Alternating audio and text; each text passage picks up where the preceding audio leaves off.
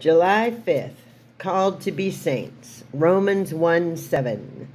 We are very apt to regard the apostolic saints as if they were saints in a more especial manner than the other children of God. All are saints, whom God has called by his grace and sanctified by his Spirit. But we are apt to look upon the apostles as extraordinary beings, scarcely subject to the same weaknesses and temptations as ourselves. Yet in doing so, we are forgetful of this truth, that the nearer a man lives to God, the more intensely has he to mourn over his own evil heart, and the more his master honors him in his service, the more also doth the evil of the flesh vex and tease him day by day.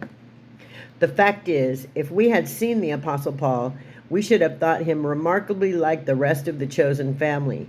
And if we had talked with him, we should have said, we find that his experience and ours are much the same. He is more faithful, more holy, and more deeply taught than we are, but he has the self-same trials to endure. Nay, in some respects, he is more sorely tried than ourselves.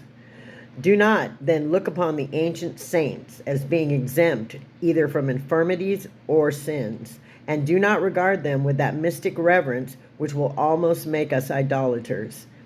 Their holiness is attainable even by us. We are called to be saints by the same voice which constrained them to their high vocation.